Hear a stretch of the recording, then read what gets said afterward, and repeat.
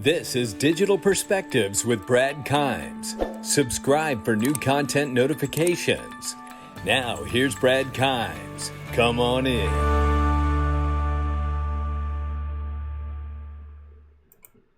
Welcome back to Digital Perspectives, everybody. I'm Brad Kimes. You can follow me on Twitter at BackupBradleyAbove. If you haven't got on the monthly newsletter, the free monthly newsletter, please get on that rich list. I'm telling you right now, we're going to do really cool things like top 5 crypto picks, top 5 private and pre-IPO picks, as well as any insights and news that's jumping off in this space that you need to be aware of. Make sure you get on that list. Besides, a lot of newbies, a lot of family members. I've already had friends and stuff start contacting me because the price is moving. I've just completed a block of educational courses for cryptocurrency, and this will be for the newbie coming into the market, or for anybody who's been in this space a while who's missing a little bit from maybe some areas. They want to fill in some gaps and really kind of firm up your knowledge in this space. So really happy with that. I've been working with Cryptopolis to get this done, and I'm very excited. I think that'll be released this week. The newsletter will come out by the end of next week. So really get on that list, and there's going to be some cool exclusive content just for the newsletter. So make sure you sign up for that. All right, guys, let's get into this today. Ripple SPVs are going like hotcakes. Look at this. Only 3,173 Ripple SPVs left in our current series at $29. Man, has that really come up because it's been selling so well. Unbelievable, guys. Make sure you check it out. Link to Private Investing Made Simple. Now, let's get into the order of the day because, you know, we talked about this on Friday's show with Cryptopolis about the dollar index, what they call the Dixie, right? The DXY.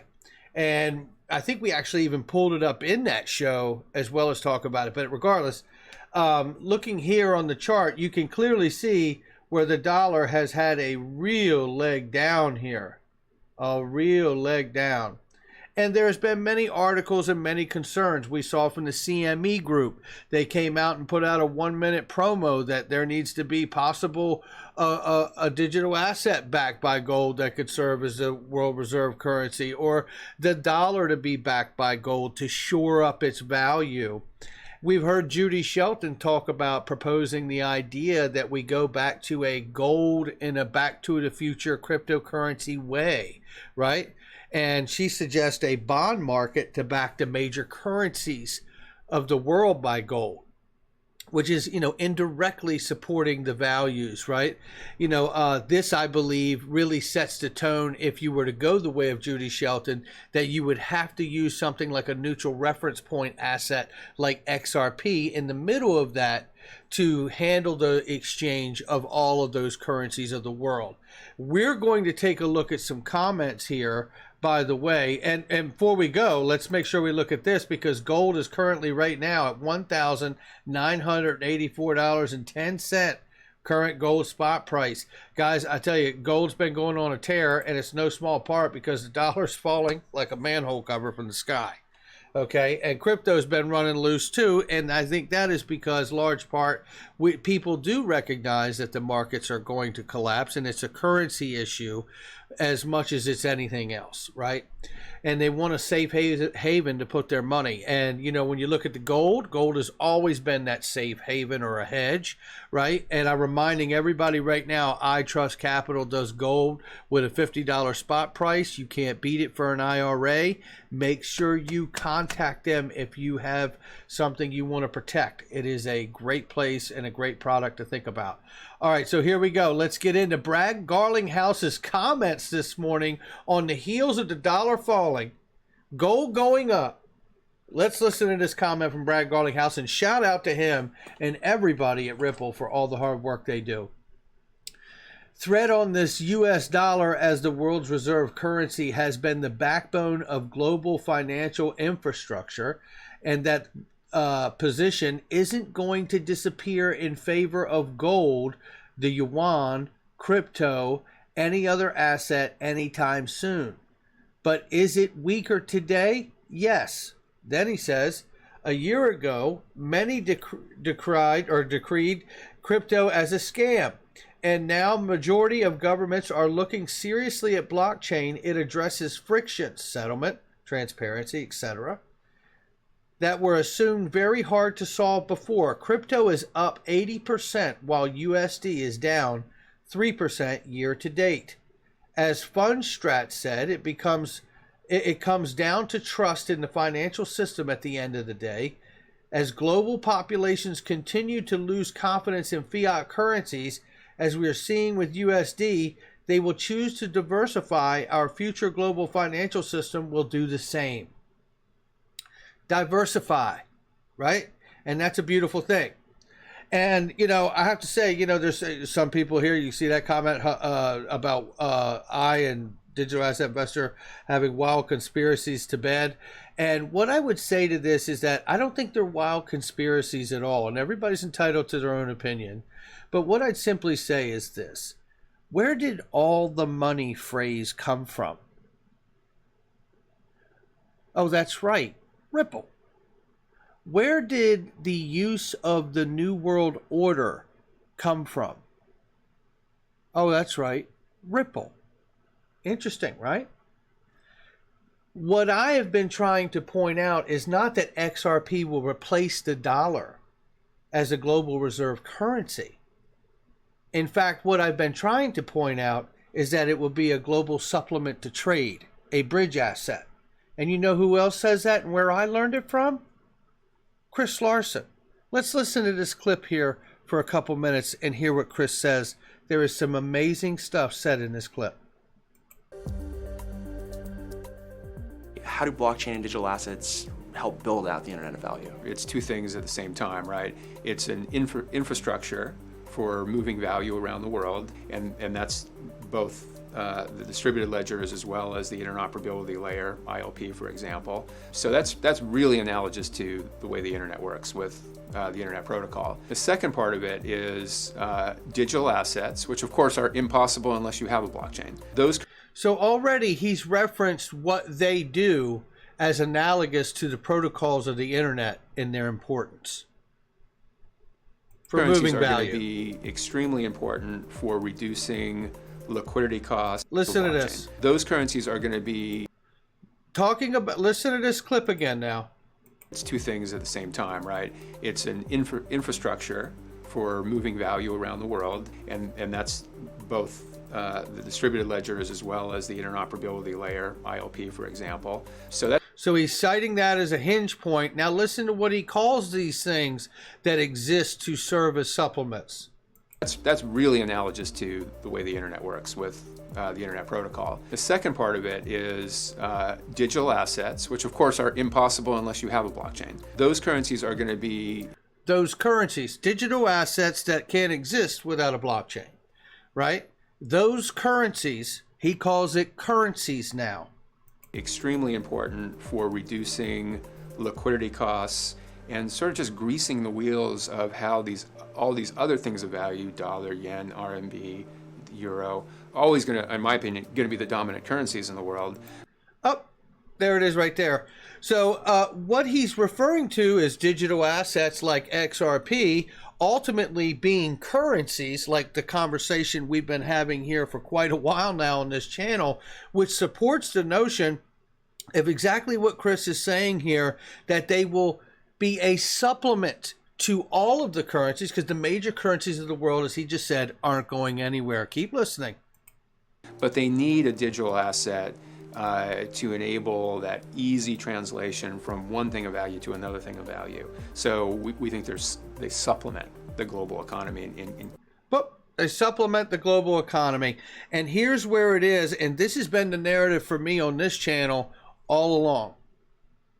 So I just want to be clear that we understand, and look, we're all trying to feel this out, but we have to be very careful about what they say, because, Brad Garlinghouse even talked about, the fact that these things like crypto and gold are not going to topple the U.S. dollar, I believe was the phrase that was used.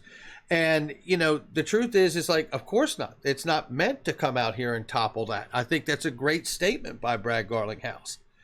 In fact, it is to do exactly what Chris Larsen has said and what Brad Garlinghouse has said many times in many interviews, is to serve as a bridge asset or a global supplement to trade. Let's keep listening.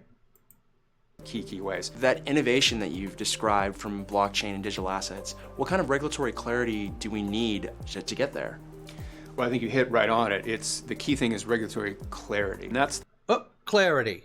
So clarity doesn't mean more rules. Clarity means let's call this thing a currency and not just a digital asset anymore, as he referenced it very briefly early on when we stopped and checked it out. the part that unfortunately I think is missing in the US market right now. It's still too confusing, it's too inconsistent, and there are just too many question marks. And that really hurts innovation because the funders of these technologies kind of hold back, the innovators hold back, or worse, they go to another place. Not necessarily less regulation. In fact, we would advocate for, and this is probably going to be different than some other countries, that the best system is going to be one that takes into consideration consumer protection, a nice environment for innovators, that they can feel comfortable and invest in these things, and also recognize the importance of the job that other regulators have at the Federal Reserve and at Treasury and at FinCEN. You got to get all three of those kind of working together. The U.S. Did you hear what he said there? Let's listen to that again. Reserve and at Treasury and at FinCEN. Let me back that up. And also recognize the importance of the job that other regulators have at Listen who he cites. the Federal Reserve and at Treasury and at FinCEN. You got to get Those all three deal with what? What do all three of those regulators deal with? FinCEN, the Treasury, and the Federal Reserve. Oh, that's right. Money. Currency. That's what they deal with. all three of those kind of working together. The U.S. does not have to have less regulation than Switzerland or Singapore, but they absolutely have to have as much clarity. Well, there you have it. I think that's about as well said as you could say it, to be honest with you. All right, now let's just take a look at a couple more things here, because this is a nice follow-up to that, and understanding that it would not be a replacement necessarily to the global reserve currency, right, but a complement to the system. So remember this article we covered yesterday about the leading financial tank, the G30 Ripple could replace the banking system, right? You drill down in the document, let's read this clip here. Now, we know Mark Carney was one of the people who talked about really specifically highlighting Ripple and its use. Let's look at this comment here. It is possible that such a stablecoin could be valuable for cross-border payments, serving a function similar to that offered in the private sector by Ripple, a real-time gross settlement system, currency exchange, meaning it can exchange everything. I think a lot of people forget that Ripple is also a decentralized currency exchange, which really serves as the universal ledger for the world. And remittance network, whose digital currency XRP leapfrogs slow and expensive corresponding. But listen to this. Although mention of Ripple is a positive sign, the report concludes that it would be naive to believe that a cryptocurrency could eventually replace the current government and central bank driven monetary system. That's exactly right, because it's not intended to do that. The libertarian view that a superior private sector currency, such as a cryptocurrency, could somehow supplant a government currency is utterly naive. In other words, replace. And they're saying it's utterly naive. I agree with them. Everything that we heard and everything we've talked about so far is about supplementing a new financial system with a bridge asset, not getting rid of anything, right? So complementing the system, working from within, that's really what we've heard all along. While private sector may innovate, in due time, government regulates and appropriates. Currency competition between the private sector and public sector is never a level playing field, making it very clear that the governments will never allow something in the private sector to become bigger than them or a threat to them. You can take that to the bank. Now, with that being said, let's take a look at the current price of XRP on Fiat Links. Fiat Links said on Twitter this morning there were so many people watching the price of XRP that it actually crashed their site They had to add more servers. Yeah, that's nothing but good news. All right, and as a quick wrap up here in the Notion, we covered this the other week about the XRP rich list, and I just want to remind everybody that we went over this from 5 million in the wallet size here up to the top accounts. Adds up to roughly about 41.4 billion, give or take. And the total circulating supply is 44 billion 8. That leaves a remainder of about 3.4 billion. Now, the 41.4 is really involving, I'm sure, exchanges and other holders like that. The point being, whether the 3.4 is exactly accurate or not, I think the salient point to get to take away from this is this. There's a lot less available on exchanges than we realize. There's a lot less available in the secondary markets than we realize. And then there's this. This is from Freaky or Frecky. And thank you to Frecky for posting this. This is from Ripple Insights, where they actually highlight here, disciplined, responsible stakeholders continue pauses in XRP programmatic sales. And they talk about Q2 2020. Total sales were 32.55 million versus 1.75 million the previous quarter. Ripple continued the pause of programmatic sales, focusing solely on its over-the-counter sales as part of providing increased XRP liquidity to RippleNet's on-demand liquidity customers. This added liquidity is vital as ODL continues to evolve and expand into new corridors. A healthy, orderly XRP market is required to minimize cost and risk for customers. And Ripple plays a responsible role in the liquidity process. As more financial institutions leverage RippleNet's ODL service, more liquidity is added into the XRP market. And that's where I report on, the total circulating supply increasing to serve more demand for liquidity is how I see that. That's why people are confused and they say, why are you happy about that? Because they think it's watering the market down, where I feel like it's dealing with the fact that there's more demand. I think what people miss is that XRP is a currency, and what we're witnessing is the exercising of good monetary policy. That said, Ripple has been a buyer in the secondary market and may continue to undertake purchases in the future at market prices. Is this on? They're buying it back off the market, and the price is coming up. So if we're right that the number is at least less than the 44.8 we believe to be in total circulating supply, and we're talking about 3.4, and in fact, it is accurate that they pre-allocate XRP. It is a fact. We don't know who to, right, or the exact exact terms, but this would indicate that the escrow is either spoken for in some respect or way, whether it be a portion that is not to be touched because of monetary policy and regulatory framework they have developed for a monetary policy structure. And the responsible role is to now begin to buy it up as they need it off of the secondary markets, which is the market we play in. Come on in. All right, that's going to do it for me. I hope in some way we've been able to take the conversation further. Leave a comment below, because this is an interesting time. And in the moment that we have seen the OCC now allow federally chartered banks to custody digital assets, and there is a fuller, more specific federal charter coming from Brian Brooks and the OCC, oh, you better look out. You better look out. Major institutions, major buyers, big players are about to take a position in this market, and I got a feeling they may be forced to go to the secondary market for some of it, if not all of it. All right, that's going to do it for me. Hit the like and subscribe. I'll catch all of you on the next one. And here is an outro that I have from Mike Jansen, who is amazing. Thank you, Mike.